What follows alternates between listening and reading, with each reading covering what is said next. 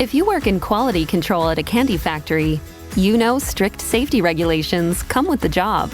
It's why you partner with Grainger. Grainger helps you find the high-quality and compliant products your business needs to inspect, detect, and help correct issues. And the sweetest part is, everyone gets a product that's as safe to eat as it is delicious. Call 1-800-GRAINGER, click Grainger.com, or just stop by. Grainger, for the ones who get it done. Breaking down every game, every day in Major League Baseball, this is the Baseball Betting Show. Here is your host, Greg Peterson. Hey, warm and friendly hello. Welcome to lovely Las Vegas for the Baseball Betting Show with myself, Greg Peterson, now part of the VSiN Family Podcast. We've got an excellent podcast for you. As joining me in segment number 2, we're going to have one of our good friends, Justin Perri, aboard. He does great work over at Pitcher List, Shot Quality Bets, Action Network. He does such an amazing job being able to take a look at this great game that we all know and love of baseball. He's going to be talking about why you want to be banking on some positivity for these guys at the plate. I don't talk a ton about these player props in terms of what we get in terms of the hitters themselves, so this is going to be a lot of fun. He's going to be breaking that down, what he's trying to take a look at in terms of why these guys are going to be improving and why you can find a lot of great value on banking on some of these guys on, shall we say, lesser teams to be able to pick it up here in the summer months. So we're going to be chatting with him about that in segment number 2. In the final segment, going to get you guys picks and analysis on every game on the betting board for this Baseball Friday as we touch them all. If you do have a question, comment, segment idea, whatever for this podcast, you have one of two ways to be able to fire those in. First one is my Twitter/X timeline at gunit_81. Keep in mind, letters CM, the name does not matter, so as per usual, please do send these into the timeline. And the other way is find an Apple Podcast review. If you rate this podcast 5 stars, it is very much appreciated. From there, you're able to fire in whatever you'd like to on this podcast via that 5-star review. Did not get in any Twitter/X questions today, but everything, it is powered by Edge Boost. Over at Edge Boost, they make sure that bettors are able to access their funds 24/7, 365 on leap years, 366 days of the year, because they are making sure that everything is all clear with regards to the account. It's not running on credit or anything like that. When you go to edgeboost.bet, type in that promo code of Greg, G-R-E-G. That gets you a $1 for $1 match on your first deposit up to $25. Now let's take a look back at everything that we saw in baseball on Thursday. Try to find some trends and try to get to know these teams a little bit better. Games from yesterday is Greg buzzing about. Here is the rowdy recap. The Atlanta Braves take it to the Washington Nationals, this by a count of 5-2, as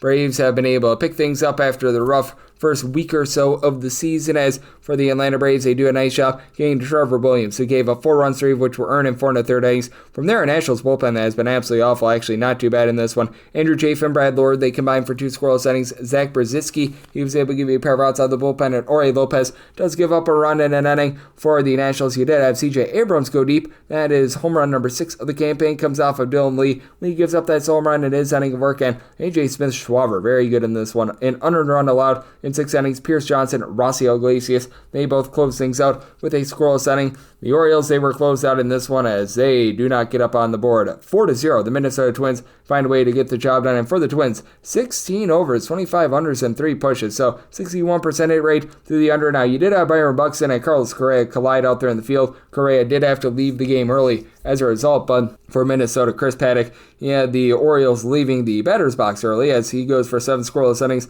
Louis Varland and Yohan Duran, they both offer a scoreless inning, and then you had a pair of home runs in this one for Byron Buxton, 10th home run of the season, and Deshaun Kiersey Jr., he gets his first home run. Those both come off of Tomoyuki Sugano, who gives up 4 runs in 6 1/3 innings, including those 2 bombs. Ciano Perez, 5 outside the bullpen, scoreless. Seranthony Dominguez is able to lend a scoreless inning, and the Cincinnati Reds, well, they lend a 7-1 win over the Chicago White Sox. Bryce Wilson, 7 runs allowed in 5 1/3 innings, including 3 home runs. You had home run number 6 of the season for Matt McClain, Elly De La Cruz, 8th home run of the season, and how about a home run number 1 of the season for Will Benson? From there, the bullpen wasn't too bad. You had Jared Schuster give you 5 outs out of the bullpen, scoreless, and Yandris Gomez, he's on team number 3 this season, a scoreless inning out of him. And for Cincinnati, this was a very nice start from Nick Martinez. 7 scoreless innings, only allowed 2 hits. From there, Taylor Rogers gives up a run in an inning, and Luis May was able to end a scoreless inning of his own. And then the Tampa Bay Rays, they go on the road, they get the job done against the Toronto Blue Jays, this by a count of 8-3, as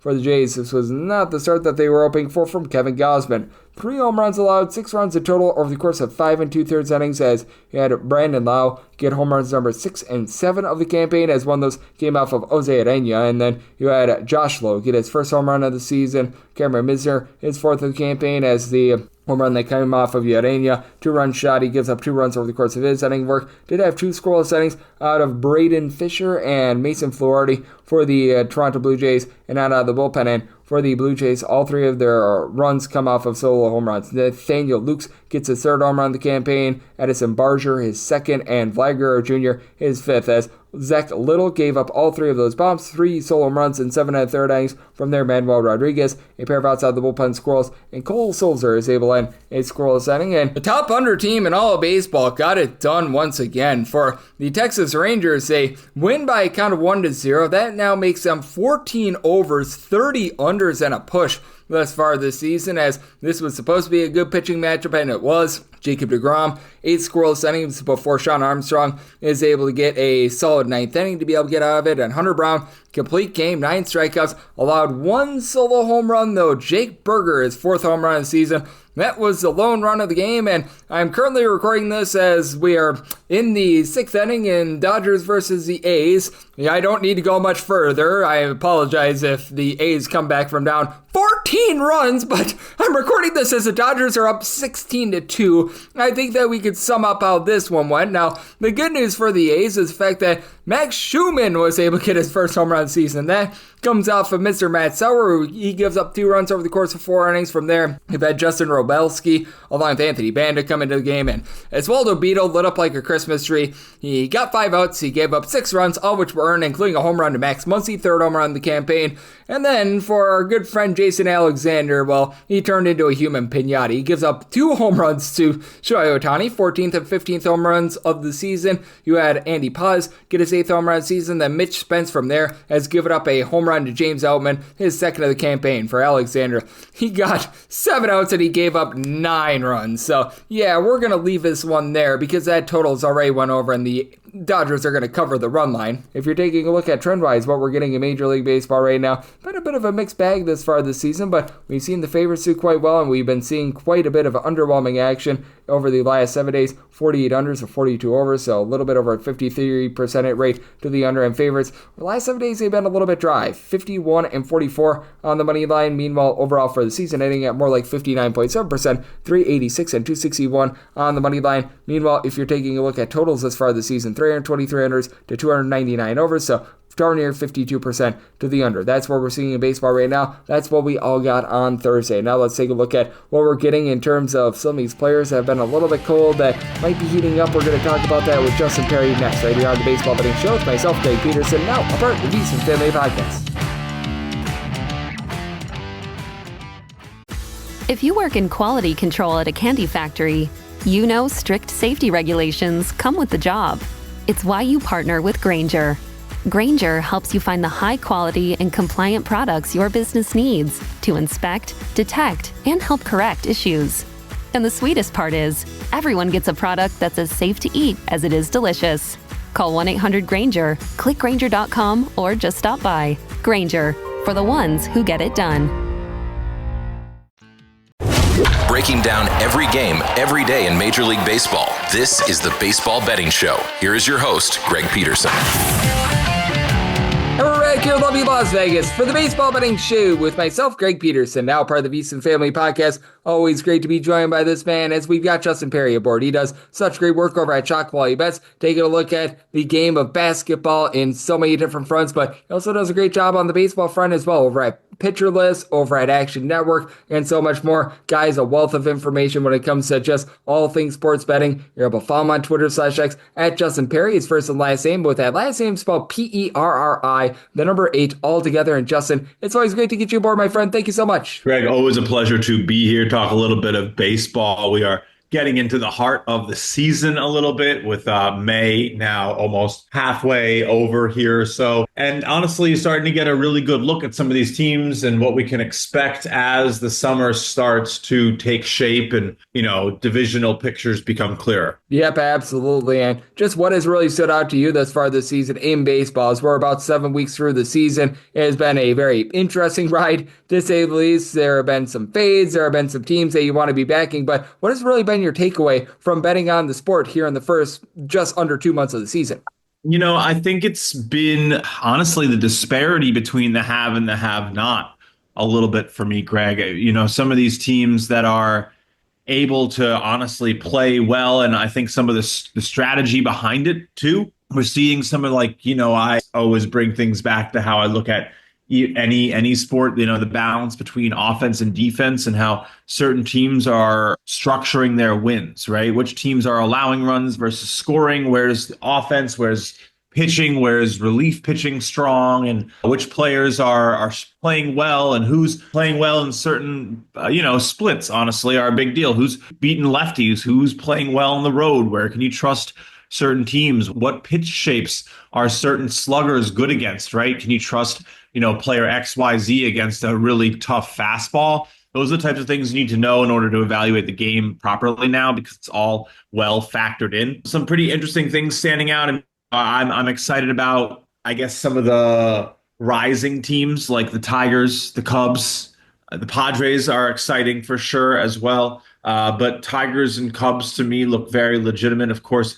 you still have the Yankees and the Dodgers doing their normal damage. But Cardinals have been surging the last couple of weeks, and the Mets look good. Mariners as well. And honestly, the production from the Athletics this season has been pretty surprising. So there's a lot to dig into. Some teams a little bit more unexpected, variable, and maybe harder to predict, but it's been fun for sure. Yep, it certainly has been a lot of fun, and I'm so glad that you mentioned the disparity between the haves and the have-nots, because day in and day out, my best bets all season long have been taking a look at just fading the Chicago White Sox on the run line, the Colorado Rockies on the run line. Then you have your few specialty pitchers, like I have been a big fade Aaron Nola stan myself, and how about you take a look at that aspect of things, not necessarily the team that you want to bet, but the team that you just absolutely want absolutely no part of whatsoever, and the team that you want to fade.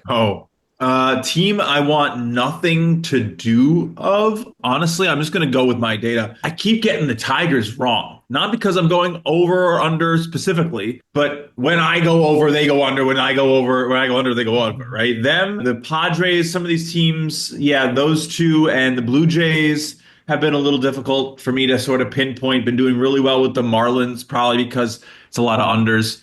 Doing pretty well with Boston, doing pretty well with the Royals as well. So that's been interesting. And then player-wise, I use a lot of Pitcher List does, a lot of the process metrics that are available to some of their, members and all that type of good stuff. And I really like taking a peek at some of these guys who I guess might look hot or cold and maybe going up against some of these pitchers who are over underperforming. It's been pretty interesting. I'm pretty excited to watch. I think, honestly, one of the narratives right now in baseball that I'm not buying into, that I think there's value going against, is that Andrew Vaughn of the Chicago White Sox is bad.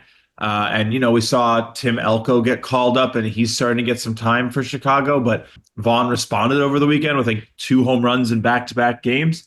And he's a good player. He's definitely an above average player. He's had a very cold start to the season, but I think just can't seem to get his WOBA up where he wants it. The batting average on balls in play this year is at 220 for Andrew Vaughn. Last 15 days, 344. So give me the Andrew Vaughn resurgence arc as a player. I think Spencer Steer also falls in that category, a 234 BABIP this season. I know it's so funny. Like you said, betting on bad teams to continue to be bad. Baseball, nothing super priced in as much as you might think, especially with luck. And if you're gonna, there's gonna be a lot of recency bias, and you're gonna see a player like Steer, a player like Vaughn, you're gonna see those prices on those home runs rise until they start hitting. So if you can grit your teeth and go in and take those big prices, they are probably EV plus. And there's a lot of other guys out there like that who have the numbers and the process, who maybe aren't seeing it come to fruition. Salvador Perez is one of the coldest players in baseball right now. There's a lot of them. It's interesting. The fun thing is to take a look at like all the different players and how I guess that difficulty is manifesting. Like for Vaughn, it's really just his contact hasn't been perfect, but like the power has been really good. For someone like, I don't know, another colder player right now, Bo Bichette, his decision value has been bad. Like he's making like subpar decisions, but like his contact, his power, it's all there. But if he starts swinging a little better, maybe start seeing it work, he could get red hot, because it is sometimes confidence in baseball players. They could be swinging correctly, swinging right, but then a fraction of an inch changes everything in this game. So it's very difficult. I think something that always stood out with me is remembering that in 50 at-bats in MLB, even at the highest level, every single player could look like they don't even belong on the diamond. It's just that hard of a game. So try to stay balanced, try to trust the data. And yeah, I think, go where people don't want to bet, which is cold players and unders. Yep, I think that is so well said, and it is always a little bit of a roll of the dice with some of those guys, but you never know when they're going to get so hot. As joining me on the show, we do have our good friend Justin Perri, who does great work over at Pitcher List, joining me right here on the Baseball Betting Show, and that leads me to this. It has been interesting to take a look at the Rangers this year, where I feel like the starting pitching has been much better than expected, and that offense, it has been anemic. What do you make out of a team like that? Because we saw Jock Peterson go through that 0-for-42 slump. Marcus Semien has been awful. We have seen Jake Berger not be able to give you anything whatsoever, and I know that you've been a little bit of fan of Berger over the last few seasons. How do you take a look at a team like that? Because I just keep thinking that positivity is going to come for them. It still hasn't quite come, but they still have been able to manage right around a 500 record through the first 40-plus games of the season. Yeah, Jake Berger, another one of those players, a little cold. He's playing at like a pretty average level underneath the hood, or at least has. Power's there, maybe some poor decisions as well. And I know got sent down, kind of raked for a bit. I'm not sure if he's back up right now. I know there were inklings of him returning, but at the time of our recording, I'm not sure where we're at with that. As for the Rangers, yeah, I mean, it's tough. They have the players, like you said, Semien, the last couple of years, it was like, what's happening with this all-star infield? Seager always battling injuries. I mean, he's still Corey Seager is one of the best players in baseball still. One of the most underrated, least talked about superstars. I mean, especially at the position, right? And I think it's tough when you're going up against outfielders and third baseman and first baseman. The media does not really, and even Francisco Lindor, the media does not really stop to slow down and give you credit because you're a middle infielder as much as maybe it should.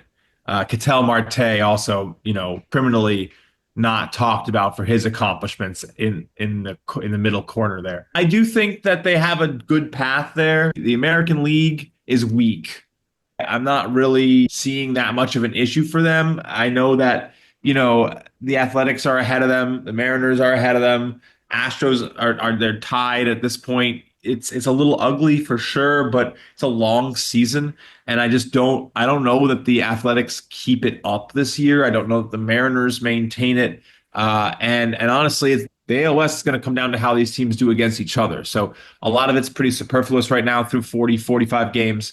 We'll see how we look in another 2-3 months when we get close to 90 games, 100 games. But yeah, for now, I'm not super worried about the Rangers. They should be able to figure it out. As long as Jacob deGrom can stay healthy, that team should be vying for the spot at the top, probably with the Mariners come when we get to the end of the year. I'm not super excited about the Astros pitching. You want to talk about some pitching woes? Yeah, the Astros bullpen has actually been very good. The starting pitching outside Framber Valdez, right now leaving a little bit of something to be desired. And I'm so glad that we were talking about the West and the American League, because I think the National League West might have one of the most fascinating divisions I've ever seen in baseball, because the Rockies are well on their way to winning the fewest games in modern baseball history, and that's rough to say the least. But the other four teams have all been rock solid. How do you take a look at the NL West race, where I think that at minimum we're getting 3 teams in the playoffs there? I don't think you can quite get 4 because of these teams just having to play against one another, and one team has to lose in those games. But I am very impressed by the division as a whole. Oh yeah, I mean, it's kind of interesting because Diamondbacks play at Chase, which is so unique. We get, I think, the atmospheric impact has made its way mainstream in the last 10 years with everyone talking about cores, humidors, all this stuff. But I mean, give credit where credit's due. Chase Field, that dry desert air is very fun, to say the least. You don't really want to pitch there if you're a pitcher. And especially because at least when you go to cores to pitch our cores, at least you're facing the Rockies. You go to Arizona, you got to go to the desert and face some sluggers. You got problems in that lineup. Corbin Carroll, 2 home run game this week. They're adding Naylor. They have Ketel Marte back from a hamstring pull, and he's looking like he's going to get up to speed quickly. This is no joke of a team. I mean, they're having some trouble with pitching themselves, so I tend to think they could miss the postseason. I think it's the other, but honestly, so could the Giants. Padres and Dodgers, yeah. I mean, the Dodgers are awesome, and I hate them, but I'll still call them awesome because you got to at least give them some credit. They're doing awesome things. Like you have to respect it, because the coolest part about baseball is that it's so variable that they're ahead of everybody else, but the fact of the matter is they still need the stars to align. Like you can lose at any point. They lost to the Diamondbacks. Like teams can have your number. They can figure out how to play you. They can know how to beat your stars, and all of a sudden, they figure out the secret to getting Shohei Ohtani out, and now it's curtains. Like baseball's so intricate that nothing's ever certain. I hope every other team follows in their footsteps and creates these awesome teams, and the talent in the game is rising. I'm excited. So we'll see. But yeah, I mean, the Dodgers are going to win 100 games, 98 games, almost no doubt. Slow start isn't really worrisome. Padres' hot start isn't going to hold. It just won't. So we'll see. I mean, look, I like the Padres a lot. I like Jackson Merrill a lot. One of the best outfielders in the game right now. And they still got Machado and Tatis. And I'm a fan. We'll see. I wonder how Padres fans feel about the Soto trade right now, thinking what if they had, Grisham and CJ and all these players and Cruz. I don't know. But we'll see. It's going to be a fun year. I think, there's like some ugly stuff at the bottom, but it's pretty localized to those Rockies. Marlins have some exciting players. Nationals have some exciting players.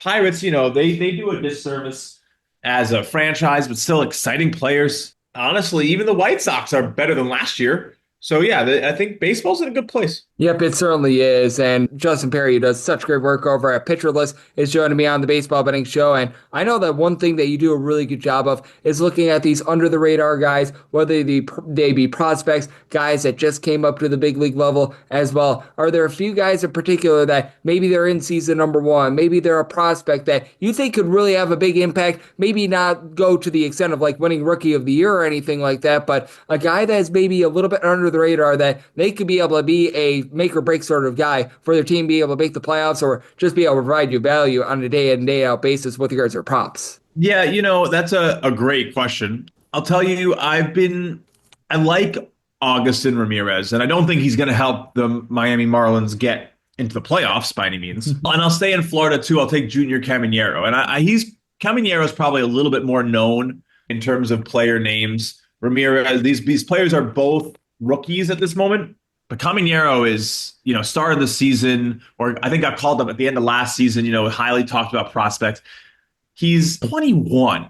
So if you have not really heard of him yet, that's okay. Because Augustin Ramirez, the guy who I think is maybe a little bit more under the radar, is 2 years older, just got called up a couple of weeks ago, only has about 70, 80 at-bats, but has hit 4 home runs. I think as well as something crazy like 8 doubles. So of his 17 hits, 12 are for extra bases. He's definitely swinging a lot, but, he's going to be impactful. And I think this is someone that maybe even that edge on doubles, total bases, that type of stuff, he's going to have some big games. So I kind of think the Miami Marlins are a little sneaky in terms of offensive production, especially if they're facing weaker opponents this season. So be on the lookout for him. Caminero, I think, definitely has the potential to hit 25, 30 home runs. So if you like home run props, there's good weather. Like that's the type of kid who he's raw power. I forget I think he was 70 grade power when he was coming up as a prospect. But yeah, I'm a big fan. And then honestly, what Zach Neto has been doing out in LA since returning from injury is awesome. I mean, awesome. He has 5 home runs, 5 doubles in 22 games, 10 RBIs, really kind of coming into his own. And that's another shortstop. So you usually get pretty good prices there for those middle infield guys. So, couple names there for sure. Nothing crazy, but and then buy Andrew Vaughn. I think Vaughn's a good buy spot. And I know these are all the bad teams, but very hard to get good prices on the good teams, in my opinion. Yep, there certainly is a little bit of difficulty there, but that's why you're so good at being able to unearth value. Justin, I know you're so hard at work taking a look at this great game that we all know and love of baseball. You do a little bit of everything. I know that you've been doing a great job with a bunch of first fives over the last few years. You were just talking about some of the guys that you're very bullish on. And I know that over at Pitcher List, you do a lot of more daily fantasy baseball as well. So let the good people at home know it's all on tap for you. I know people are able to follow along on social media and other platforms. Yeah, I've been working on a little first five model myself this season. So, I have all that in my stuff, but really focused still, it's always basketball season, Greg. We still got a lot of good stuff over at Shot Quality, still running BetCast a couple times a week for the NBA playoffs, WNBA starting up. So if you like live betting based on advanced data in basketball, definitely check out my Twitter. And I post a lot of stuff about baseball as well. Use a lot of Pitcher List data to try to, replicate that idea of having expected data that not as many people have in order to, get unique looks at how players are doing, how pitchers are doing, the quality of their play. So big fan of what Pitcher List is doing. One of the bigger proponents of their metrics in the betting space. It's a pretty big deal in fantasy, but I think there's definitely an edge or two, or maybe more to be had in it for betting. So we'll see. Should be a fun season. A lot of bets to be had. I think, something like 300 picks in now, but a lot more to go. Absolutely. And Justin, he does a tremendous job on so many different fronts. Baseball, all forms of basketball, football, you name it, he does it. And every single time he joins me, he lends such great insights. So a big thanks to Justin for joining me right here on the Baseball Betting Show, now part of the VC Family Podcast. And coming up next, it is that time of the podcast. I give you picks and analysis on every game on the betting board for this Baseball Friday as we touch them all. If you work in quality control at a candy factory, you know strict safety regulations come with the job. It's why you partner with Grainger. Grainger helps you find the high quality and compliant products your business needs to inspect, detect, and help correct issues. And the sweetest part is, everyone gets a product that's as safe to eat as it is delicious. Call 1-800-GRAINGER, click Grainger.com, or just stop by. Grainger, for the ones who get it done. Breaking down every game, every day in Major League Baseball. This is the Baseball Betting Show. Here is your host, Greg Peterson. And we're back here in lovely Las Vegas for the Baseball Betting Show with myself, Greg Peterson, now part of the VC Family Podcast. Always great to be able to get Justin Perri aboard. He does such great work over at Shot Quality Bets, Pitcher List, Action Network, and so much more. Looking at this great game that we all know and love of baseball. Every single time he joins me, lends such great insights and did so once again today. So a big thanks to Justin for joining me in the last segment. Now it is that time of the podcast. I give you picks and analysis every game on the betting board for this Baseball Friday as we touch them all. If a game is listed on the betting board, Greg has a side and a total on it, so it is time to touch them all. Do note that as per usual, any changes that are made to these plays will be listed up on my Twitter/X feed at gunit_81, and we're going to be going in Las Vegas rotation order. This is where we go with the National League games first, then the American League games, any interleague games. Those are going to be at the bottom. That'll keep things all nice, neat, clean, and easy. So how about if we do get things started with 901, 902 on the betting board? It is the Pittsburgh Pirates. They walk the plank on the road against the Philadelphia Phillies as Ranger Suarez is on the bump for the Phils, and Andrew Heaney goes for the Buccos. And total on this game, it is 8.5. The under is -115. The over is -105. And for the Phillies, they are -210 to -225 favorites. And between +185 to +190 is that number on the Pirates. And I do like this total under. I set my total at an 8.2. Andrew Heaney's actually putting together a pretty solid year for the Pittsburgh Pirates. His swing and miss stuff is down right around about 7.1 strikeouts per 9 innings. That's the lowest it's been in about a decade, but he's also down with regards to the amount of home runs that he's allowing. He's giving up just 1 home run per 9 innings, and he is backed up by a team that's not really supplying a whole heck of a lot else. Like the bullpen, it's a little bit shaky for the Pittsburgh Pirates, not going to lie here. You've had some rough outings out of Colin Holderman all season long. He's been giving up north of a 70 ERA. David Benhar has been a little bit better since going down to the minor league level, but he's been shaky. You've had Dennis Santana be able to give you a bit of something, but man, it has not been great to say the least. But I mean, what's been worse has been the lineup. Right now, averaging less than 3.1 runs per game. That is dead last in all baseball. And Oneil Cruz, he's your best hitter. He's been able to supply the team with 8 home runs. He's been able to give you north of 340 on base.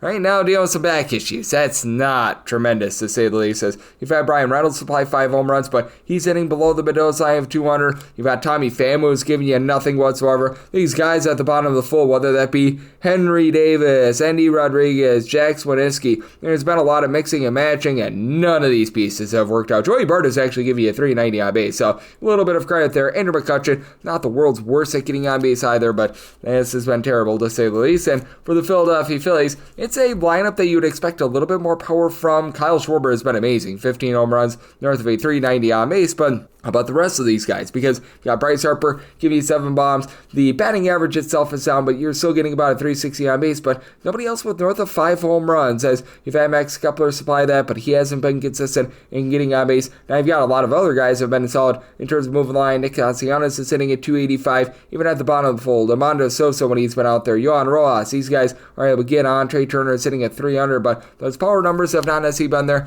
Now for the Philadelphia Phillies, this has been a bullpen that has been in the bottom half of the big leagues. In terms of ERA, you've had a pair of guys in Jose Alvarado along with Matt Strahm do a really nice job of being able to supply some good innings for you, both give you sub 325 ERA, but when it comes to the likes of Jose Ruiz or Ryan Kerkering, Carlos Hernandez, it has been shaky for them as well, but I do think that you're going to be able to get a relatively strong start here out of Ranger Suarez, who first started the season, it was rough for him, 7 scoreless innings against the Cleveland Guardians. Recognize that his second part of the season last year was a little bit more shaky, but when Ranger Suarez is really operating well, he doesn't walk a lot of guys, gives you about 8.5 strikeouts per 9 innings, pretty solid throughout his career for keeping the ball in the yard for his career, right around about 0.7, 0.8 home runs allowed per 9 innings, so do think that for the Philadelphia Phillies, they should be able to do a solid job here. I did set my number though at a plus 177 again, still just the third start of the year for Ranger Suarez. I'm going to be willing to take this Mondo number here with the Buccos, and I like the under. I set my total at an 8.2. 903, 904 on the betting board. The Arizona Diamondbacks play host to the Colorado Rockies.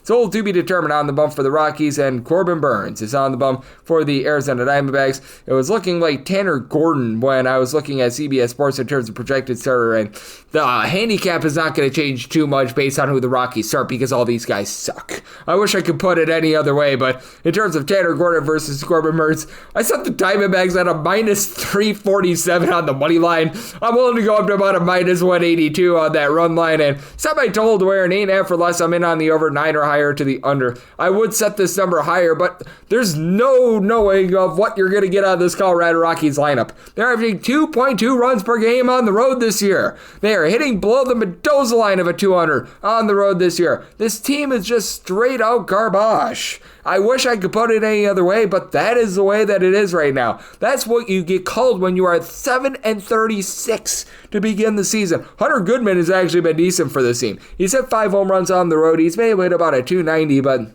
and you just go down the line of all these guys are hitting like a 220 or lower. Brenton Doyle, Ezekiel Tovar has been dealing with injury, by the way. Sean Borcher, Jacob Stallings, Michael DeGlia, Ryan McMahon. Like, you're getting nobody to give you anything whatsoever. And heaven forbid them hit a home run on the road from someone not named Hunter Goodman. Not like this bullpen has been anything magical either. You've actually had a few guys be able to step up a little bit more. You've had Zach Ognos be able to supply you with a sub-2 ERA in his 9 appearances. Jimmy Herget has been able to give you a few okay outings. Nathaniel Shavili, both of these guys, sub 450 ERA, but man, not great. And if you do get Tanner Gordon, this is not a guy that you want to be investing too much in. As for Tanner Gordon, I remember he made a few starts last season too, and he just got lit up like a Christmas tree. Here to begin the season, he's been not necessarily the world's worst, but still posting up a 4.68 ERA, 6 1/3 innings across his lone start, and he gave up a lot of hits in that start. He gave up 9 hits, and I can go back to last year, 8.65 ERA, 6.14 fielding dependent.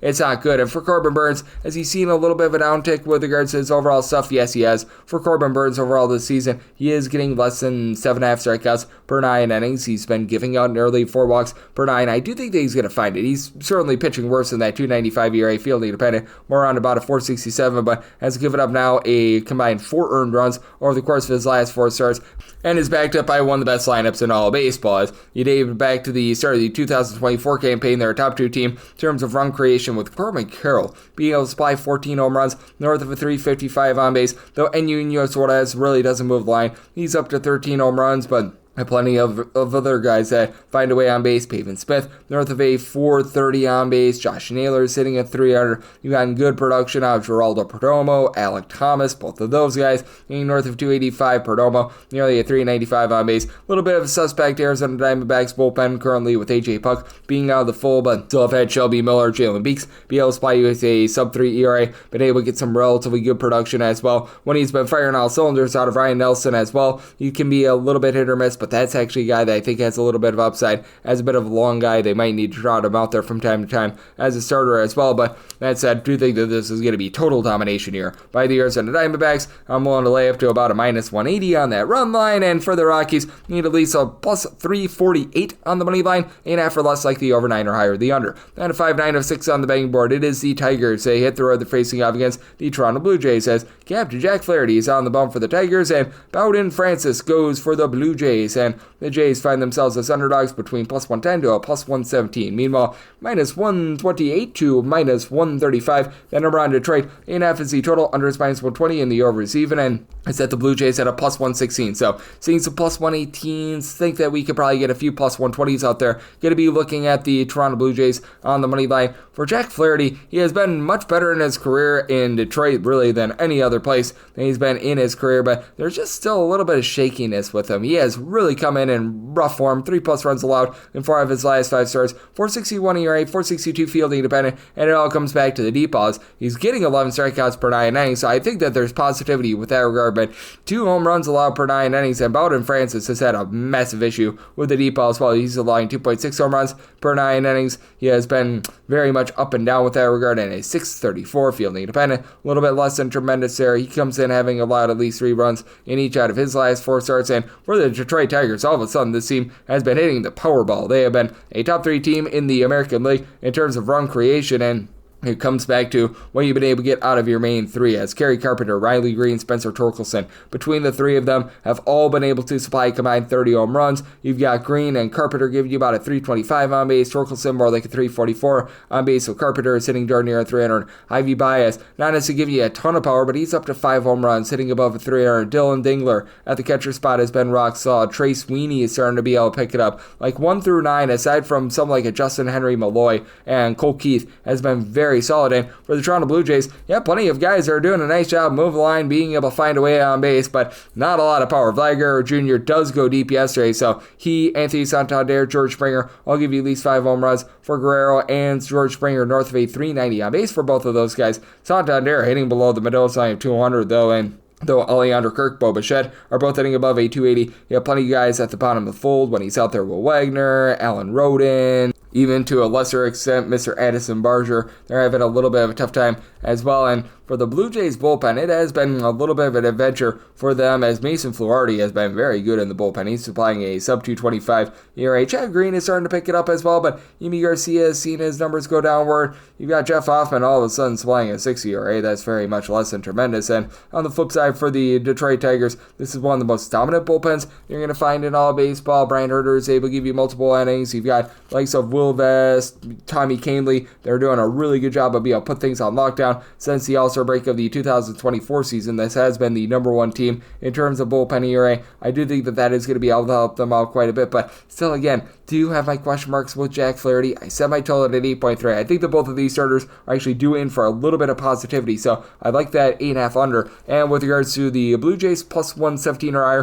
going to be looking at them on the money line. 9-7, 9-8 on the betting board. The Walker Texas Rangers players to the Houston Astros. Lance McCullers Jr. is on the bump for the Astros, and Nathan Eovaldi is on the bump for Texas. Texas, they're back to being a sizable favorite. Minus 170 and minus 180, plus 150 to plus 155. That number on Houston, and the total is 8.5 to 8. On the 8, over is minus 120, the under is even. On the 8.5, under is minus 120, and the over is even. And I did set my total at 7.9. I'm going to be looking at the under, and the reason why I'm looking at the under is that the Texas Rangers just have not scored all season long. This team is in the bottom 4 in all of baseball in terms of run creation, actually now bottom 5 because they're up to 3.5 runs per contest thanks to taking it to the Colorado Rockies. But yeah, it's not been great to say the least. And for Houston, only averaging about 3.7 runs per game away from home. That goes up to about 4.5 runs per game at home, but they haven't necessarily been themselves this season as well. For Lance McCullers Jr., this is his first time on the mound since the beginning of the 2022 campaign.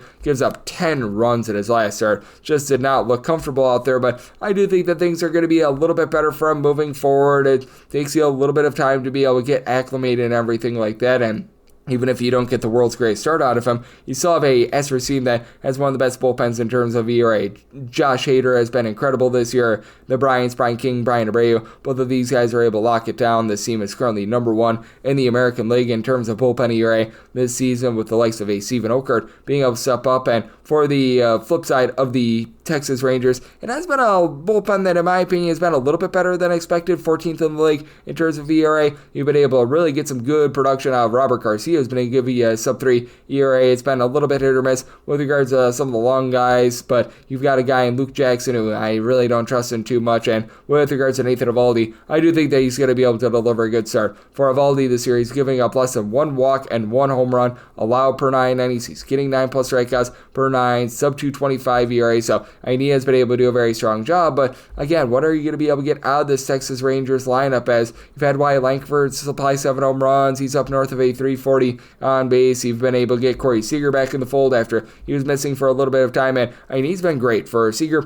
right now hitting at 300 with 6 home runs. Adolis Garcia is able to hit for a little bit of power, but just at 278 on base. But here's the issue for this team. You got Jock Peterson, Jake Berger, along with Marcus Semien, all in below the Mendoza line of 200. That has not been tremendous, to say the least, even though you've had the Josh Young along with Josh Smith, both hitting above a 280, and then on the Houston Astros side of things, it's actually been quite a bit of production this season out of Jeremy Pena, now hitting well above a 300 with 6 home runs. You've had Isaac Paredes supply 6 bombs, 385 on base out of him as well, with Christian Walker hitting for just a 280 on base without a ton of power. It's been an issue. Jake Myers has been able to about a 300, and Jose Altuve, it's hard to see a fall off with him as well. 250 average, 4 home runs. You just need a little bit more out of him, especially with the likes of Cam Smith and company not doing a ton for you, but getting this big of a plus number on the Houston Astros, it is calling my name, especially with the Rangers and their difficulties at the plate. I set my number at a -133, so at north of a +135, looking at the Astros on the money line, and I'm in on the under, so I total 7.9.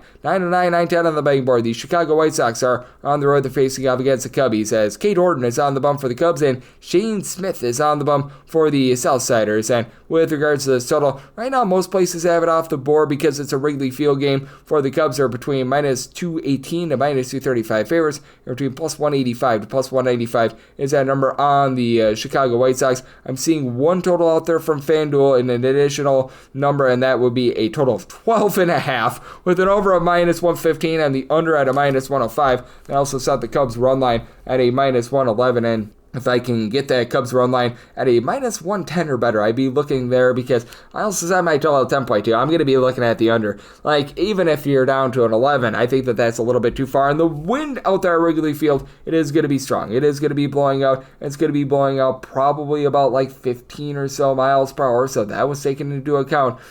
What else is being taken into account? The fact that the White Sox are scoring fewer than 3 runs per game on the road this season. They have been absolutely brutal with that regard. Andrew Benintendi, really their top power hitter on this team, is right now dealing with injury. That's a little bit less than savory. You've had also Shane Smith actually be quite good for the Chicago White Sox. Now, that fielding dependent is closer to a 3.13, but he's been providing a 2.08 ERA. He's allowed just 1 home run in 43 and a third innings. He's getting about 7.5 strikeouts per 9 innings, and he's backed up by a bullpen that is not the world's worst. It's not great, to say the least, as for both of these teams, they're 21st and 22nd respectively in terms of bullpen ERA, but it is just a little bit too high of a total with this regard, even with a Cubs offense that is currently number 1 in the National League in terms of runs per game. You've had a lot of guys be able to slug out 9+ home runs Kyle Tucker has been incredible as his on-base percentage hovering in the neighborhood about 370 with 10 home runs, 11 bombs apiece out of Pete Crow Armstrong alongside Suzuki. Can't say that I saw that coming. Dansby Swanson, he's been picking it up after a rough start to the season. He's up to 9 home runs, and silently, Carson Kelly,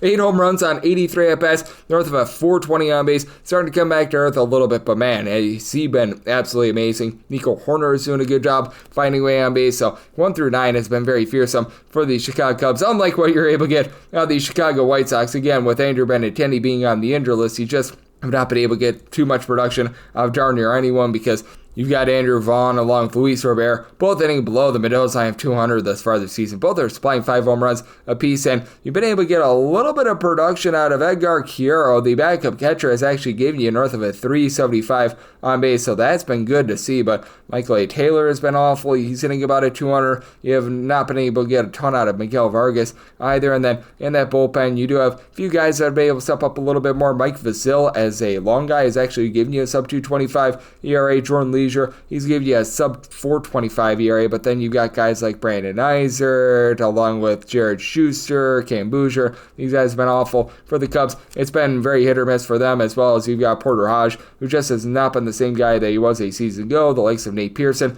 being injured has been hurting the team quite a bit.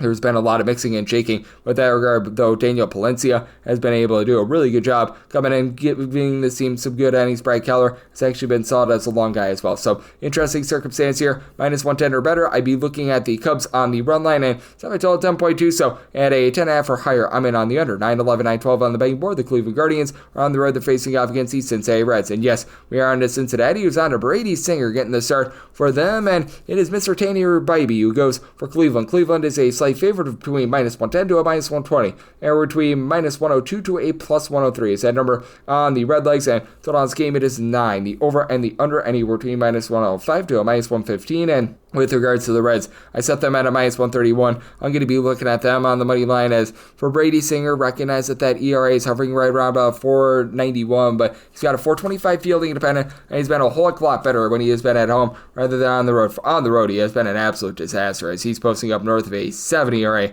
when he's on the road. At home, again, I'm not going to say that he's been amazing, but he's been able to give you a sub 3 ERA. Overall for the season, he's hovering right around about 9 strikeouts per 9 innings. Has seen a bit of an uptick to about 1.3 home runs allowed per 9 innings, but I do think that things are going to be heading in the right direction for him. And then with Tanner Bibee, he has a 3.80 ERA, but he is not getting a lot of strikeouts this year, less than 6.5 strikeouts per 9, while allowing 1.8 home runs, 3.2 walks per 9 innings. That has been very much less than tremendous. And for the Cleveland Guardians, after they were so dominant in that bullpen a season ago, number 1 in terms of bullpen ERA by far, Cleveland enters into Friday 19th in the league with a 4.15 bullpen ERA. That's been a bit of an issue. Emmanuel Clase has been a very much issue for the team. And I mean, the guys that I thought were really good, like a Zach Walter, Eric Zabrowski, those guys are currently dealing with injury. You've got Tim Aaron, along with Hunter Gaddis, who have been very good in this bullpen, but Kate Smith has been starting to have a few issues as well, so that's something that you don't love to see. Meanwhile, for the Cincinnati Reds, this is a right around about league average bullpen. I don't think that they're going to be amazing when it's all said and done, and I do think that Emilio Pagan is going to be having some regression. Just have never been able to trust him throughout his career, but that said, you've got quite a few guys that have come in, giving you some good long relief, like a Tony Santillan has given you a sub 2 ERA. You've had Graham Ashcraft be a little bit more shaky over the last 2 or so weeks, but sub 3 ERA out of him. You've had Scott Barlow be able to give you a few good innings throughout his career. He's had a bit of a rough go of it this year. I think that he's going to have his come up, and for the Cincinnati Reds, it is very much a hit or miss lineup, to say the least, but Ellie De La Cruz seems to be rounding into form, north of 325 on base with 8 home runs. Matt McClain has given you 6 home runs, though it's come with no average whatsoever, and Spencer Sear, he's hitting right around about a 200 himself, but TJ Friedel has been able to hit about a 275. You got Kevin Lux giving north of a 380 in terms of his on base as well, and though the bottom of the fold is a bit of mixing and matching with Austin Hayes, Nivoli Marte right now deal with injury. I do think that they provide a little bit more than the Cleveland Guardians, who they do have so many of those guys at the bottom of the fold that are just giving you nothing whatsoever. Likes of Bo Naylor, John Kenzie Noel, Nolan Jones, these guys, they're below 200. It's really been rough for them, and whenever Austin Hedges is on the lineup card. That's not a great thing. Kyle Manzardo's up to 10 home runs, but he's only getting about a 220 with a 315 on base. Steven Kwan has been amazing at the top, 385 on base, giving you a little bit of power, but you need a bit more out of Carlos Santana, who's got just 4 home runs, only about a 220 average. Jose Ramirez has picked it up here in the last week or so. He's up to 8 bombs, 360 on base, but that said, I do think that the Reds find a way to be able to persevere in this one. I did set my total at 8.8 and my money line price at a minus 131, so looking at the Reds on the money line and you're at a 9, I do like the under. 913, 914 on the betting board. It is the Baltimore Orioles playing us the Washington Nationals. Mackenzie Gore is on the bump for the Nats, and Cade Povich is on the bump for Baltimore, and Baltimore does find themselves at a pick'em game. Both teams are between minus 112 to a minus 105, and the total is 9. Over and under both at minus 110, and for Mr. Povich, I did set him as an underdog of plus 113. So we want to go up to a minus 112 with regards to this Washington Nationals money line for Cade Povich. It just has not been great this far this season, as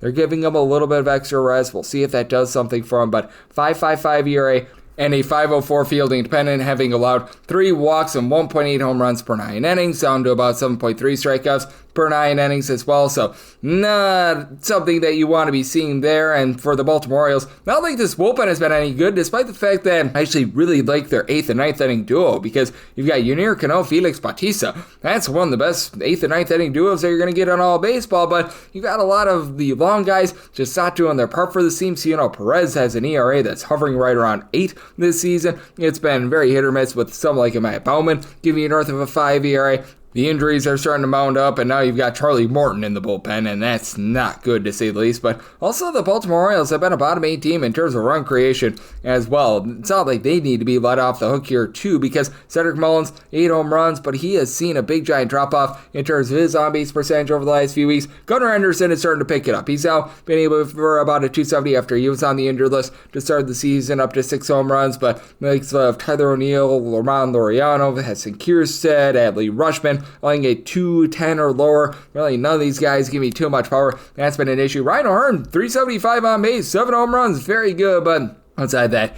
you're not really getting a lot of production, and it's not like the Washington Nationals have necessarily been the Mona Lisa Vitos of being able to put runs up on the board themselves, but James Wood might be the best hitter in this game right now. 11 bombs, 365 on base. You've had Nathaniel Lowe be able to give you about 7 home runs. He's having a little bit of a tough time move line, and you need more of Dylan Cruz, Josh Bell. Both of these guys are sub 245 on base. I believe both guys have 5 home runs, but both hitting below a 200. CJ Abrams, though, he's hitting for above a 300. Alex Call, whenever he gets at bats, he's been able to do a good job finding way on. 400 on base out of him as well. Ahmed Rosario has been pretty solid as well. Now for the Washington Nationals, dead last in terms of bullpen ERA.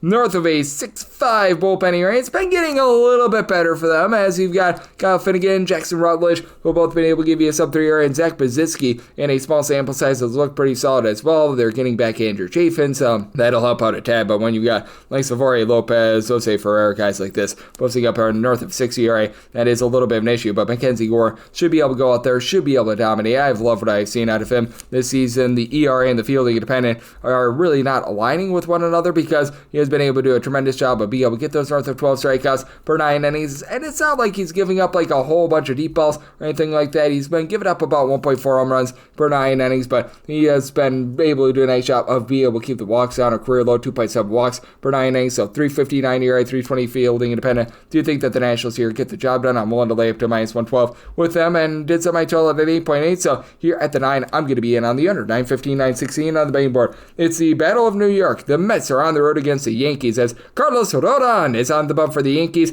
Tyler McGill goes for the Mets. 8.5 is the total. Over is minus 125. The under is plus 105, and in terms of Yankees, minus 135 to minus 148 is that number on them. Plus 118 to plus 128 is that number on the Metropolitans. It's not my number at a minus 136 with the Yankees. I'm seeing minus 135 out there at a few spots. Would be the max I'd be willing to lay, but I'm going to be willing to lay that number for Carlos Rodon. It's been a case where he's given up a little bit too much of the deep ball, but if he's not giving up deep balls, he's really operating well. And I know that that's a big if, but you know what? For Carlos Rodon, he's been able to do a solid job of being able to have his swing and miss stuff come back to him since back half of the season last year. 11 strikeouts per 9 innings. He's actually only giving up about 5.5 hits per 9 as well. The 3.3 walks, a little bit of an issue, but 3.29 ERA, 3.65 fielding dependent. He's been more than serviceable, and for Tyler McGill, throughout his career, he has had some big-time struggles when he has been on the road. If you take a look at his career home and road splits, when he's been at home throughout his career, 3.62 ERA, 5.38 when he is away from home, and away from home, he has given up north of 1.6 home runs per 9 innings overall this season. He's been quite a bit better with that regard. 3.10 ERA, 2.98 fielding dependent, allowing less than a home run per 9 innings while getting 11.5 strikeouts per 9. Now, I do think that this might be a little bit of a mirage. I do think that this could be going upward a little bit, especially when you go up against a Yankees team that is currently number 1 in the American League in terms of runs per game. But that said, it's been impressive what we've seen out of the long guys in this bullpen as well. Max Chronic, Jose Buto, throw in there. Oscar Zobin giving you a sub 3.35 ERA. And for the New York Yankees, it's been a little bit more suspect with that bullpen, with Devin Williams just having a terrible season thus far. And Ian Hamilton has been a little bit shaky as well, but Yuri De Los Santos has actually been a nice find for them thus far. Luke Weaver, he's posting up a sub 1 ERA at this point, so he has been tremendous in that closer's role. You've had Tim Hill be able to give you a few solid innings, but for this New York Yankees lineup, it's all about the way that they are mashing with Aaron Judge. Right now, giving you nearly a 500 on base with 15 home runs. Just unreal. And Trent Grisham, 12 home runs, 365 on base. That really speaks to me. And you've had a few guys that need to pick it up a little bit more. Austin Wells, Cody Bellinger, sub 300 on base, but with Paul Goldschmidt, he's been a tremendous add. Power numbers are a little bit down, but a 395 on base, you'll certainly take that. You've had Oswaldo Cabrera obviously go out of the fold due to that injury, so that's a bit of an issue, but Yasan Dominguez, he's starting to find it a little bit more as well. And for the New York Mets, Francisco Lindor hitting nearly a 300 with the fact that he's giving you 9+ home runs. That's been solid, and Pete Alonso continues to give you north of a 430 on base. He's been able to supply this team with 9+ home runs as well. You've been able to get good production just up and down the boulevard, though Mark Vientos, after a rough start to the season, he's starting to pick it up a little bit, but still want to see a little bit more out of him. Luan Acuna, not going to give you any power, but he's hitting north of 270 as well. And Juan Soto, he's been able to give the team 4 home runs over the last 2 weeks, so he seems to be rounding into form as well. It's an interesting circumstance. I did set my total at an 8.3. I think that both of these guys give a relatively strong performance here, so do like the under. And with the Yankees willing to go up to a -135 on that money line. 917, 918 on the betting board. The Atlanta Braves are on the road against the Boston Red Sox. Garrett Crochet is on the bump for the Sox. Chris Sale goes for Atlanta, and Atlanta a +110 to a +115 underdog, and between -120 to -135, that number on Boston, with 8 being the total. Over and under both -110, and I did set my total at an 8.1. I'm going to be looking at the over for the Atlanta Braves. They're starting to pick it up a little bit more in terms of that lineup, as you've had Austin Riley be able to give you 8+ home runs, hitting north of 275, so that's been solid. Matt Olson, not give you a ton in terms of power, but he's finding a way to be able to move the line, starting to get on base a bit more as well. And then you've had the guys at the bottom of the lineup, Eli White along with Nick Allen, start to give you some production. I don't know how long lasting that's going to be, but you also have Alex Verdugo, who was missing towards the beginning part of the season, moving the line. Along with Marcell Ozuna, 6 home runs for him thus far this season, so down in terms of the overall power, but north of 400 on base. I do think that Boston, they have a little bit of a leg up here, even with Tristan Casas out for the season, as Alex Bregman has had himself a really nice year, giving you north of a 350 on base with 11 home runs, actually closer to a 390 on base. Jarren Duran has been suspect with regards to his power. He's still doing a solid job of being able to reach base. Tristan Campbell, he's been able to give you about a 335 on base. Weiler Abreu is up to 11 home runs this season as well. So, I mean, these guys have been able to do a solid job. Rafael Devers up to a 395 on base, but refuses to pick up the glove. And for the Red Sox, you do have a little bit of shakiness in terms of this bullpen. I just can never trust in Aroldis Chapman, even though he's been able to spy a sub 225 ERA. But you've had Liam Hendricks, Brendan Bernardino do a good job in this bullpen. Greg Weissert has been a little bit hit or miss, and you do have quite a few guys in this bullpen, like a Garrett Woodlock, Justin Slayton, that they do need to pick it up a little bit as well. But on the flip side, I do think that for the Atlanta Braves, you have to have some question marks there as they let go of A.J. Minter in the offseason. They've had a tough time replacing him, though. Desbel Hernandez, he's done a nice job. Give you a sub-3 ERA. Dylan Lee has been pretty rock solid in this bullpen as well. Aniel De Los Santos, so you never know what you're going to get out of him. He's posting up north of 4 ERA, and they picked up Rafael Montero, who's been always known as Rafael Montero Bull for me, and he's been shaky, to say the least. Garrett Crochet, though, I think that he's going to be able to go out out there, give a nice start for Crochet. Not quite the same swing and miss stuff that he season ago with the Chicago White Sox, but a 193 ERA. That should be going northward, 260 fielding independent, but does a nice job keeping the ball in the yard. He is giving up a half home run per 9 innings, 3.5 walks per 9. You'd like to see that be a little bit better, and for Chris Sale, he certainly has been giving up a little bit more contact than a season ago. He's up to about 1 home run per 9 innings allowed, but 397 ERA does not speak to how he's pitched. 292 fielding independent with right around about 12 strikeouts per 9 innings, but I do think that in the end,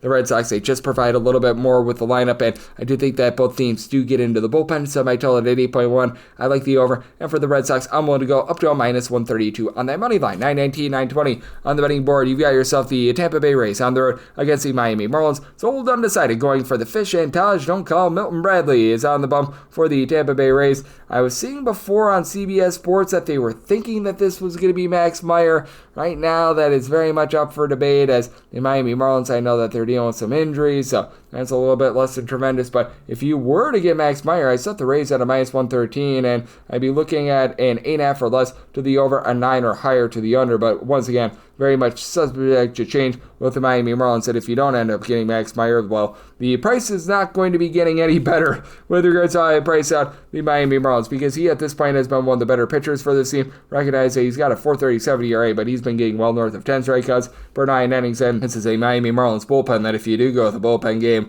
well, that's not great to say the least. Anthony Bender has been able to give you a sub-3.5 ERA, but that team is right now 25th in the big leagues with a 4.91 ERA. Over the Tampa Bay Rays, this is a team that's able to mix and match in that bullpen. A top 10 team in terms of their bullpen ERAs. You've got so many guys like Hunter Biggie, Manuel Rodriguez. You're able to throw in there Garrett Clevenger, the closer, Pete Fairbanks. All these guys giving you a sub-3.5 ERA, and you don't have any of that with the Miami Marlins. And for the Miami Marlins, you've got two guys that are doing a nice job of being able to supply power, and Matt Mervis along with also Kyle Stowers. Both of these guys, 7+ home runs this season, and Stowers is giving you a 375 on base, and he's actually up to 10 home runs this season. But I mean, outside those two guys, what are you going to be able to get in terms of Powerball and just being able to move the line? As Otto Lopez, Eric Wagaman, both of these guys are hitting right around about a 225. Jesus Sanchez, same goes for him as well. Dave Myers has been rock solid, being able to hit for north of a 330 for this team, but he has been a little bit hit or miss, and he has been injured as well, so that's not great. I think that he's going to be out of the fold for this game as well. And then you've got Xavier Edwards,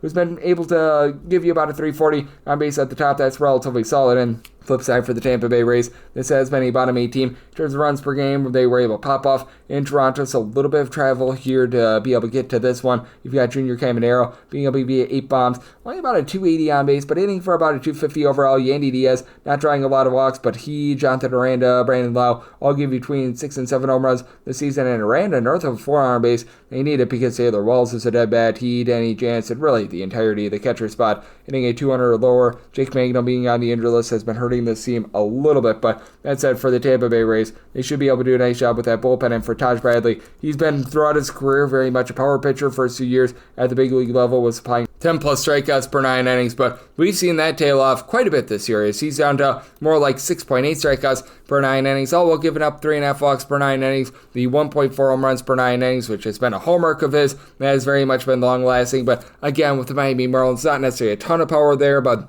for Miami, north of 67% of their home games have gone over the total over the last 2 seasons. So, interesting circumstances. If you do get Meyer versus Taj Bradley, willing to lay up to minus 112 with the Rays, plus 114 or higher, looking at the Marlins, and then 8.5 or less, looking at the over, 9 or higher, the under. If you don't get Max Meyer, probably going up to north of a plus 130 on the Miami Marlins, and then 9 or less to the over, 9.5 or higher, the under, 921, 922 on the betting board. The Kansas City Royals, they're going to be playing us to the St. Louis Cardinals. Andre 3000 Palante is on the bone for St. Louis, and Cole Reagans goes for the Royals, and the Royals are between minus 152 to minus 160 favorites, and between plus 130 to plus 140. The number on St. Louis, 8 to 8.5 is the total. On the 8, over is minus 125, under is plus 105. On the 8.5, under is minus 115, over is minus 105. And for Mr. Andre 3000 Palante, set him at a plus 178. I'm going to be willing to take a shot on the Royals. Now, the St. Louis Cardinals have been super hot over these last few weeks, going on that 8+ game win streak, but I said, I just do not like Andre Pallante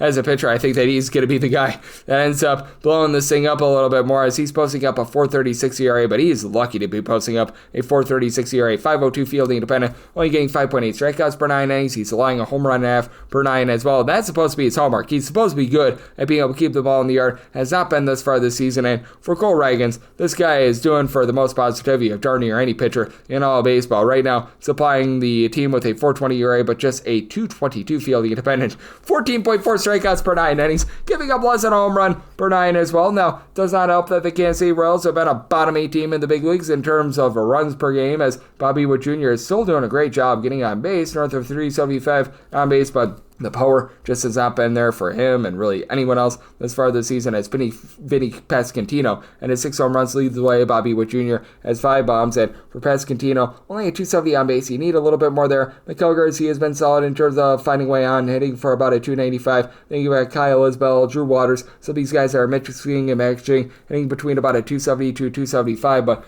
on the flip side, for the Cardinals, you've had quite a few guys who are really nice job of just being able to find a way on. Brendan Donovan hitting at 300 always has been a little bit of a better hitter when he's been at home rather than on the road. But then you got somebody like Nolan Arenado. His power numbers are down, but he's still doing a nice job overall, being able to find a way to be able to get on base, as he's been supplying the team with about a 335 on base. And then Wilson Contreras, after a rough start to the season, he's been able to give you about a 340 on base. He's up to 6 home runs this season. Not a Cardinals team that's hitting a lot of deep balls, but someone like Victor Scott hitting at 275 has stepped up. Alec Burleson giving you some good at-bats as well. That is what you do like to see. And for the Cardinals, this has been a bullpen that had a little bit of shakiness towards the beginning part of the season. Now these guys are really starting to round into form, as Ryan Elsley is one of the more dominant closers that you're going to find in all baseball. Matt Savanson has actually been able to give you a few solid innings along Kyle Leahy. Both of these guys, a sub-3 bullpen ERA. You've got John King, who has not really been a king, Jojo Romero, Chris Roycroft. You've got a few guys who are very suspect there, and you do have a little bit of suspectness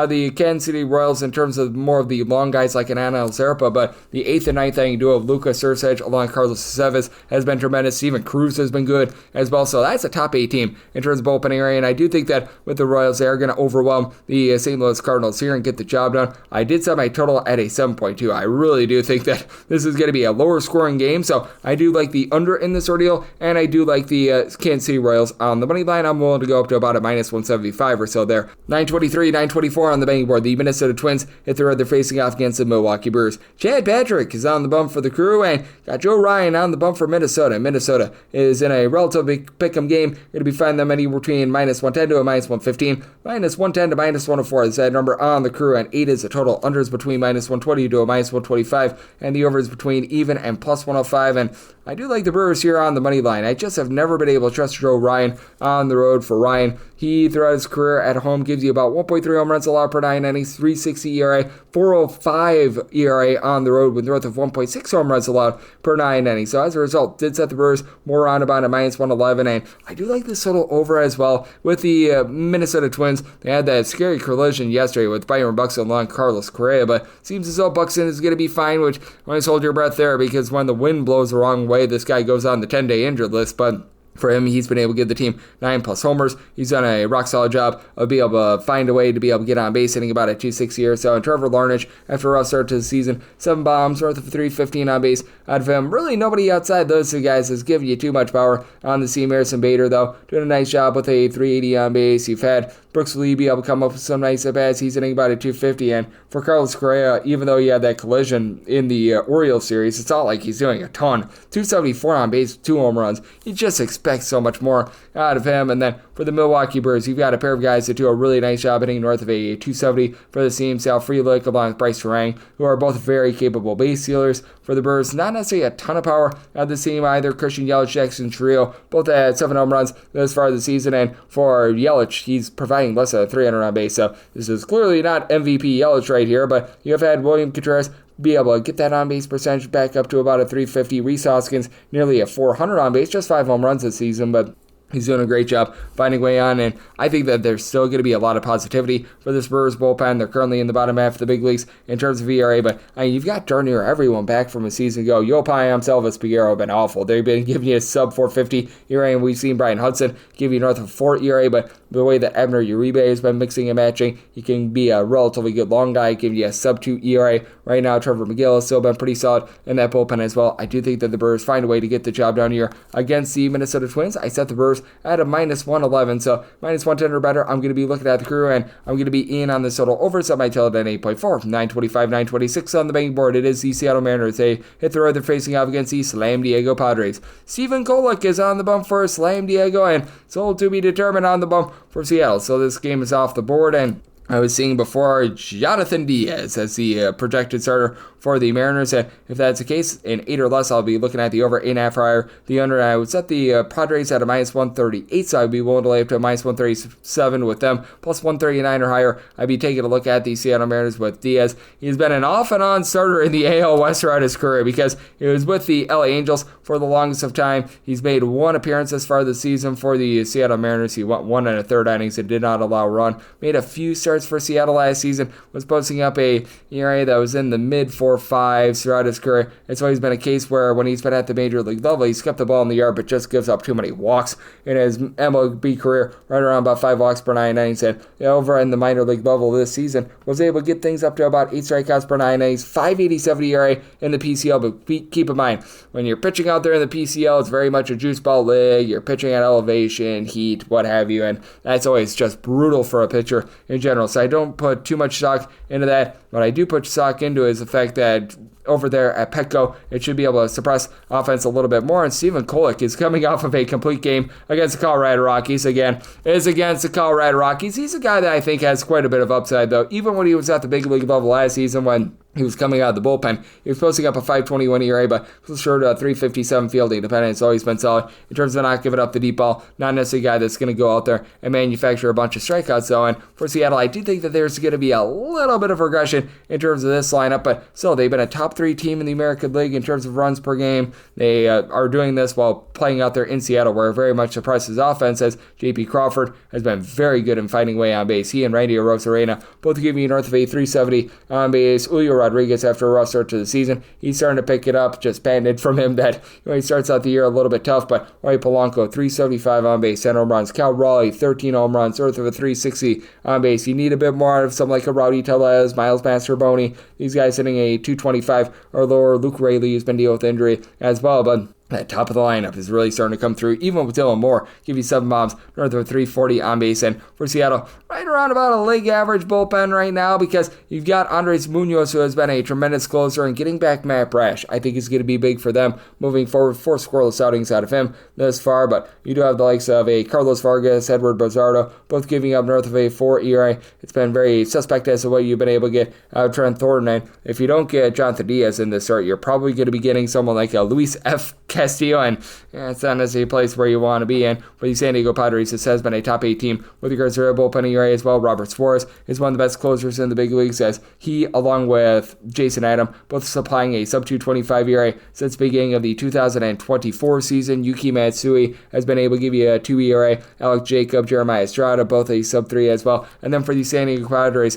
you've had Manny Machado not be able to hit the deep ball this year, just 3 home runs, but doing a really good job hitting for right around about a 340. Luis Arias hitting a 286, which for his standards is actually a little bit low, but dealt with a little bit of injury, should be able to pick that up moving forward. As Fernando Tatis Jr., 380 on base, 11 home runs. He has been very rock solid, and Elias Diaz has been able to give you a bit of something at the catcher spot. Jackson Merrill right now hitting above a 400. That is not going to be long lasting, but he has been very good at the plate as well. Some interesting circumstance here. If you do get Kolek versus Diaz, 137 or less, want to lay it with the Padres, plus 139 or higher. Looking at the Mariners, and then 8 or less in on the over 8.5 or higher. The under, 927, 928 on the betting board. It is the LA Dodgers that are going to be playing us to the LA Angels, as Jack Conowitz is on the bump for the Angels. Right now, it's looking like it's probably going to be Dustin May for the Dodgers, but officially listed as TBD. Only one place has listed this up, that would be Bookmaker, and they currently have a minus 270 on the Dodgers. Plus 222 is that number on Los Angeles with a total of 9. The over is minus 120, and the under is even. If it is indeed Dustin May, I set the Dodgers at a minus 308, and I'd be willing to go up to a minus 150 on the run line. Even a bullpen game, I probably would still be setting this north of a minus 275 because I just am not in on the LA Angels. I am just not in on Jack Conowitz in general. And for Conowitz, for his career, less than 4.5 strikeouts per 9 innings, just leaving so much to be desired for this team. And whereas last year, he was able to induce a little bit more soft contact. That's currently not happening this year. He's given up a home run and a half per 9 innings, and he's getting just 5 strikeouts per 9 innings while giving up 3.8 walks per 9 innings as well. That simply cannot happen. 523 or 8, 557 fielding independent. If you do get Mr. Dusty May, for May, it's been a case where he's been just dealing with injuries throughout his career in general, and his strikeout stuff has not been supreme this year. He's only getting about 7.5 strikeouts per 9 innings, but keeps the ball in the yard, giving up less than a home run per 9 innings, a 4.08 ERA, a fielding independent that's pretty much on par with that, which is why a bullpen game of the LA Dodgers, if you do end up getting that here, that would not be too much of a downgrade. If you get Landon Knack, I still would be feeling relatively okay about this team as well, because they should be able to get to Conowitz. This is one of the most fearsome lineups that you will find in all of baseballs. Will Smith is getting jiggy with it, north of a 430 on base, and Freddie Freeman, I know that he's dealt with a little bit of injury this year, but 9 bombs at about 115 at bats, 430 on base. Shohei Ohtani is up to 13 home runs. He's hitting above 300. Andy Paz has actually been really good for the team as well. 7 bombs. He's been able to give you north of 345 on base. They're dealing with the injury to Tommy Edman, and do need to get a little bit more out of Mike Muncy, Michael Conforto, both hitting below 200, but still love what I'm seeing out of this lineup. And for the LA Angels, this is a team that they just swing for the fences. They're a bottom 4 team in terms of their actual batting average. They're okay at being able to draw a few walks, but you've got Mike Trout, who's currently out due to injury. Still have Logan O'Hoppe, Taylor Ward, giving you combined 19 home runs. And O'Hoppe, though the batting average is starting to come down, still hitting about a 255, but Kyron Paris, along with Taylor Ward, and Paris has 6 home runs. These guys are both hitting below a 200. Joe Adell is hitting for a 244 on base with 5 home runs. Yohan Moncada starting to give you a little bit of something, but man, this has been a rough lineup, especially with Luis Renifo hitting about a 209 this season. And then for the LA Angels, dead last in terms of bullpen ERA in the American League, north of a 6 bullpen ERA. Kenley Jansen in non-prime spots typically is relatively okay, but even he this year has been straight down the toilet bowl. Ryan Zephyrion, about a 4.75 ERA. That's one of the best marks you're going to find in this bullpen, as Brock and Roll Burke is providing north of 5 ERA. Garrett McDaniels, all these guys are rough. And for the LA Dodgers, they've been dealing with many injuries with Michael Kopech, Brusardo Graterol, Blake Trine, guys like this deal with injuries, but even with all that said, this has still been a team that's been pretty solid in terms of finding pieces in that bullpen. Tanner Scott has been able to give you a sub 225 ERA. You've been able to get really good production as well out of the likes of Alex Vesia. Kirby Yates has been a little bit hit or miss himself, but you know that you're going to be able to find some good, reliable pieces. Ben Kasparis has been very good for this team as well. They started Matt Sauer yesterday. He's been a guy that's been able to rise up. Anthony Banda has not necessarily been himself this season, but should be domination here by the Dodgers. Won't go up to minus 152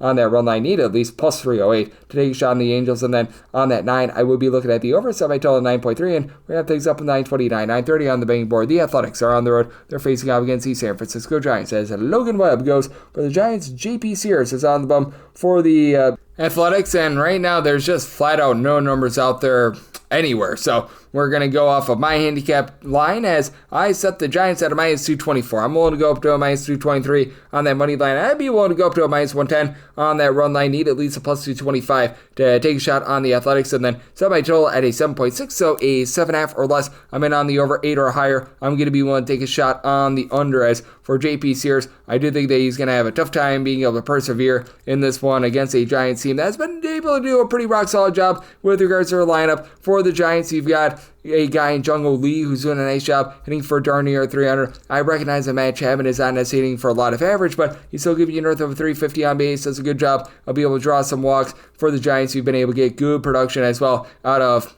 Eloy Ramos, 353 on base, 7 home runs for him. William Adames starting to pick it up a little bit, though. That's been a bit rough to say the least, but Mikey Yastrzemski, 380 on base. Out there in San Francisco, you're just not going to have the same power numbers as you're going to have elsewhere, but this team is doing a good job. I'll be able to mix and match for JP Sears throughout his career. Has given up about a home run and a half per 9 innings, posting up north of 4.25 ERA throughout his career, less than 7.5 punch-outs per 9. He, this far this season, has been able to post up more like a 2.80 ERA, but again, I don't know how long-lasting this is necessarily going to be. Good in terms of not allowing walks. 1.4 walks per 9 innings, but he's only getting about 7.2 strikeouts per 9 innings. He's kept the ball in the yard, unlike in past years, but even if he does keep the ball in the yard, you still have a lot of pieces in this bullpen that have been less than tremendous, to say the least, for the A's, as Noah Murdoch is right now posting up an ERA that is above 10.